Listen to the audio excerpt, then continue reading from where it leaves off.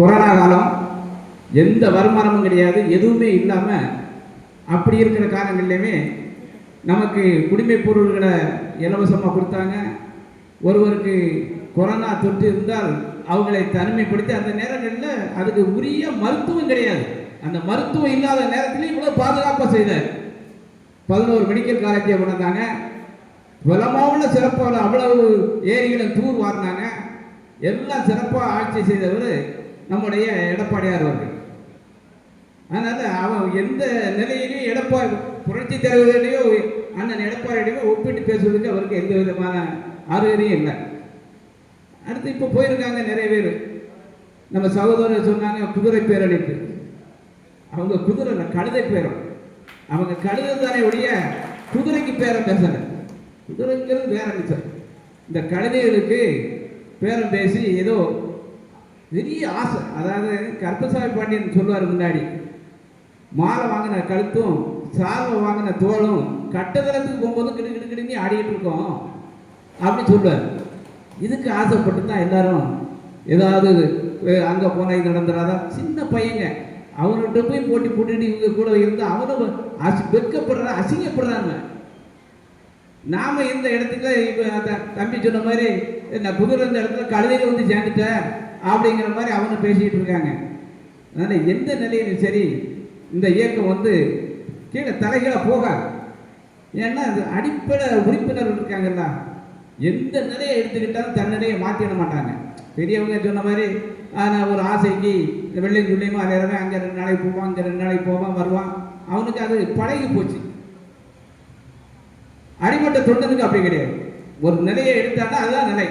ஏதோ நல்லதோ கெட்டதோ ரெட்டலை எங்கே இருக்கு, தலைமை எங்கே இருக்கு, அதுதான் அவனுடைய கட்சி. அவ்வளோதான், அதை தான் எடுப்பாங்க. அதனால் நாம் எந்த நிலையிலும் சரி நாம் அனைவரும் இனி வரக்கூடிய காலங்கள் அவர்கள் சொன்ன மாதிரி 2028, 23 ஒரே நாடு ஒரே தேர்தல்ங்கிற இடத்துக்கு வரக்கூடிய சூழ்நிலை நெருங்கிட்டு இருக்கு. ஆனால் அந்த நிலைக்கு முன்னாலே இவங்க தன்னாலே போயிடுவாங்கிற மாதிரி தான் தெரியுது. அவங்களுடைய ஆட்சி முறைகளும் தூய ஆட்சிங்கிறது என்னது, ஒரு கண்டத்தனமா திருட்டுத்தனமா போலி லாட்டி சீட்டு அடித்தவனும் போலி பத்திரத்தை பதிவு செய்து இந்த போலி பத்திரத்தை அடித்தவனும் தான் அந்த ஆதவ அர்ச்சனா குடும்பம். அவனை வச்சுக்கிட்டு சொல்றாங்க தூய ஆட்சியை கொடுத்துருவனுக்கு. இன்னும் இப்போ போறவங்கெல்லாம் தூயவர்களா? அடுத்தால இத்தனை அமைச்சர்கள் போயிருக்காங்க, எம்எல்ஏகள் போறாங்க, மாவட்ட செயலாளர் போறாங்க. இந்த இயக்கம் எவ்வளவு எதையெல்லாமோ தாண்டி வந்த இயக்கம். எத்தனை மாவட்ட செயலாளர் போனாலும் சரி, எத்தனை அமைச்சர்கள் போனாலும் சரி, அது அந்த காலத்தில் நம்முடைய ஒரு பெரியவர் சொல்லுவார், சீமாவோட வேலையா மழை விழுந்த உடனே அது புடஞ்சிக்கிட்டு வந்துடும். அதே போலதான் அதிமுக. நீ அதிமுக அடிக்கிறதுக்கு நாட்டில் ஆடையே கிடையாதுன்னு சொல்லுவார் நம்முடைய பெரியவர் ஒருவர். தனுஷ்கோடி மிஞ்சி போறான்னு சொல்லுவாங்க அவரை, அப்படி பேசுவார் அவர். அதே போலதான் இன்னைக்கு இருக்கு. அதனால நாம எல்லாரும் தோண்டு விட வேண்டிய அவசியம் இல்லை. அவங்க ஒரு கணக்குக்கு போறாங்க, நம்ம கணக்கு வேற. அதனால நாம செய்ய வேண்டிய காரியம் எந்த காலத்திலும் எக்காலத்திலும் நாம எடப்பாடியாருடைய தோள் நின்று அவர் வழியை பின்பற்றி நாம் அவர்களுக்கு முழு ஆதரவாக இருந்து நம்முடைய நிலைப்பாட்டை உறுதி செய்ய வேண்டும் என்று கூறி நான் நல்ல ஏற்பாடு செய்த ஒன்றிய நிலையத்திற்கு மீண்டும் ஒரு பாராட்டுகளை சொல்லி வாய்ப்புக்கு நன்றி விடைபெறுகிறேன். நன்றி, வணக்கம். மாநில அம்மா பேரவையினுடைய இணைச் செயலாளரும் முன்னாள் சட்டமன்ற உறுப்பினரும் அருமையன் மைக்கேல் ராய்பன் அவர்கள் கருத்துரை வழங்குவார். மாண்புமிகு புரட்சித் தலைவர் புரட்சி தலைவி அவருடைய ஆசியோடு கழகத்தினுடைய பொதுச்செயலாளர் புரட்சி தமிழர் அண்ணன் எடப்பாடியார் அவருடைய கருத்தை வலுப்படுத்தும் விதமாக ராதாபுரம் தொகுதியின் சார்பாக ராதாபுரம் மேற்கு ஒன்றியத்தில் இன்று நடைபெறுகின்ற இந்த ஆலோசனை கூட்டத்திற்கு தலைமை பொறுப்பேற்று வழிநடத்தி கொண்டிருக்கின்ற புதிதாக பொறுப்பேற்ற நமது மாவட்ட கழக செயலாளர் சகோதரர்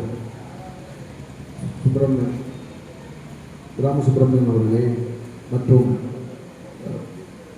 மாநில இளைஞர் மன்ற துணைச் செயலாளர் அருமையான சி நாராயண பெருமாள் அவர்களே மற்றும் மாவட்ட கழக நிர்வாகிகளே, ஒன்றிய கழக நிர்வாகிகளே, பேரூர் கழக நிர்வாகிகளே, எல்லாவற்றிற்கும் மேலாக உங்களுடைய விசுவாசத்தை காட்டுவதற்காக வருகின்ற கிளைக்கழக செயலாளர்களே மற்றும் அனைத்து நிர்வாகிகளே, உங்கள் அனைவருக்கும் எனது அன்பான வணக்கம். இன்று நாம் இங்கு கூடியிருக்கிறது மகிழ்ச்சியாக இன்று நாம் கூடியிருக்கின்றோம். கழகத்தில் ஒரு இக்கட்டான சூழ்நிலையில் வரும்போது தான் மட்டும் செழுமையாக வளமாக இருந்தால் போதும் என்று காட்டி கொடுத்து ஓடுகின்ற கூட்டத்தில் எந்த சோதனை வந்தாலும் நான் செலவு செய்து எனது கட்சியை நிலைநாட்டுவேன் என்று கூறிக்கொண்டு வந்திருக்கின்ற நீங்கள் அனைவருக்கும் எனது மனதார பாராட்டுகள். ஒன்றே ஒன்றுதான் கேட்கின்றேன். நமது ராதாபுரம் தொகுதியிலிருந்து கழகத்தை காட்டி கொடுத்து போயிருக்கின்றவர் ஒருத்தர் மட்டும்தான்.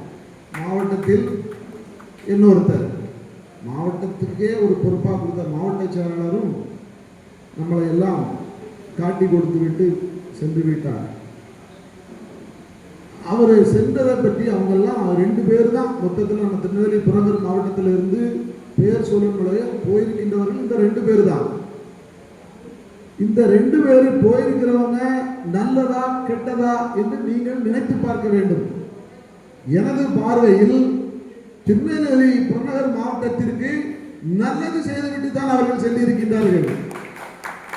ஏன்னா அவங்களால ஒரு பைசா பிரயோஜனம் உண்டா? எனக்கு முன்னால் பேசின சகோதரர் ஜெயக்குமார் அவர்கள் அருமையாக சொன்னார்கள். மாவட்ட கழக செயலாளர் நமது ராதாபுரம் தொகுதியினாலும் சரி, நாங்குநேரி தொகுதியினாலும் சரி, ஏதாவது ஒரு நல்ல நிகழ்ச்சிக்காவது என்னைக்காவது அவர் கலந்து இருக்கிறாரா? இல்லை நமது கட்சி வளர்ச்சிக்காக ஏதாவது அவர் கையில இருந்து பணம் போட்டு ஏதாவது செலவு செய்திருக்கிறாரா? இங்க இருக்கிற நிர்வாகிகள் அனைவருக்கும் தெரியும். நம்ம ராதாபுரம் தொகுதிக்கு இதுவரையில் 1 ரூபா கூட அவர் செலவு செய்தது கிடையாது. அவருக்காக தான் நாம் அனைவரும் ஏகப்பட்ட ரூபாய் செலவு செய்திருக்கிறோம். மாலையை போடுறது, வெடியை போடுறது, சாப்பாடு கொடுக்கிறது, எல்லாம் யாரு செய்தா? நாம். அதே மாதிரி தலைமை அறிவித்ததை ஏற்று நம்ம செய்தோம். ஆனால் அவருக்கு அந்த நன்றி கிடையாது, செய்யவே இல்லை. நமது ராதாபுரம் தொகுதிக்கு அவர் கையில இருந்து 1 ரூபாய், எந்த எலெக்ஷன் இருந்தாலும் சரி, எந்த நிகழ்ச்சியா இருந்தாலும் சரி, அண்ணன் எடப்பாடியார் நம்ம தொகுதிக்கு வந்திருக்கும் போதும் சரி, 1 ரூபா கூட நமக்கு கட்சிக்கு வேண்டி செலவு செய்தது கிடையாது. அவர் போயிட்டாரு, நம்ம எதுக்கு வருத்தப்பட வேண்டும்? நமக்கு அருமையான நம்மளோடு இருந்து நம்மளோடு வளர்ந்து வந்திருக்கின்ற நமது ஒன்றிய கழக செயலாளராக இருந்து அருமையான சகோதரர் மருதூர் ராமசுப்ரமணியன் அவர் நமக்கு வந்திருக்கின்றார்கள். அவருக்கு நம்மளுடைய கஷ்டங்களும் தெரியும், தொண்டர்களுடைய வலியும் தெரியும், வறுமையும் தெரியும். அவர்களுக்கு நாம் எவ்வாறு செயல்பட வேண்டும், அவர்களை எவ்வாறு நம்ம செயல்படுத்த வேண்டும் என்றும் அவருக்கு தெரியும். நம்மளை எல்லாம் நம்மளோடு இருந்து நம்மளை கண்டிப்பாக வழிநடத்துவார். அப்படிப்பட்ட ஒரு நல்ல மாவட்ட செயலாளர் வருவதற்காக தான் புரட்சி தலைவி அம்மா அவர்கள் அவர் மனசை மாற்றி அவர் கட்சியை விட்டே ஓட வச்சிருக்காங்கன்னு தான் நான் நினைக்கிறேன். அதனால ஒருத்தர் போயிட்டாரு, நீ ரொம்ப சந்தோஷப்படுங்க. நம்ம கட்சி தூய்மையாகிவிட்டது, இனி ஒழுங்காக அழகாக வேற கட்சி வேலையை நம்ம பார்ப்போம் என்று நம்ம சந்தோஷப்படுவோம். அதே மாதிரி ஏகே சீனிவாசன் அவர் சொல்லிட்டு போறாரா, 23 வருஷமா நான் கட்சியில இருந்து எனக்கு ஒன்றும் ஒரு அங்கீகாரம் கிடைக்கலன்னு சொல்லிட்டு போயிருக்கிறார். அவருக்கு அங்கீகாரம் என்ன அங்கீகாரம் வேணும்? பொதுச் செயலாளருக்கு அடுத்ததான் அவர் எங்களுக்கு அமைப்பு செயலாளருங்கிற பதவி தான், அந்த பதவியை கொடுத்திருக்காங்க. அதை விட என்ன அவருக்கு அங்கீகாரம் வேண்டும்?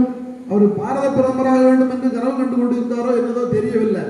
அதனால அவர் என்ன பண்ணுவாரு? அவர் இதுவரை என்ன கட்சி வளர்க்கறதுக்காக வேண்டி என்ன பண்ணிட்டாரு? ஏன் நமது நகர செயலாளர் அங்கே பேரூராட்சி தலைவி அவங்க எல்லாம் இருக்கும்போது அங்க கட்சியை வளர்க்கறதுக்காக வேண்டியோ அங்க இருக்கின்ற அந்த பேரூராட்சி நிர்வாகம் சரியா நடக்க வேண்டும் என்பதற்காக என்னைக்காவது ஒழுங்கா அவர் நினைச்சிருப்பாரா? அந்த போர்டு நம்ம அந்த நகர அந்த பேரூராட்சியை கலைக்கணும், எப்படியாவது நம்ம கண்ட்ரோலுக்கு கொண்டு வரணும் தான் அவங்க வேலை பார்த்துக்கிட்டு இருந்தாரு. ஆனா அவரு இன்னைக்கு போயிட்டாரு, பேசாமல இது செழிப்பாயிரும், நல்லாயிரும். அதனால அவங்க எல்லாம் போறதை பற்றி நீங்க கவலை. என்னைக்காவது அவரும் காசு போட்டு செலவு பண்ணியிருக்கிறாரா? செலவு தான் இழுத்து விட்டு இருக்கிறாரு. கட்சிக்கன்னா என்னைக்கும் நம்மளால முடிஞ்ச செலவு பண்ணி கட்சியை வளர்க்கறதுக்கு பணமே ஒழிய கட்சிக்காரனுக்கு செலவை இழுத்து விட்டு தொந்தரவு பண்ணக்கூடாது. இவங்கெல்லாம் அந்த நிலையில் உள்ளவங்க.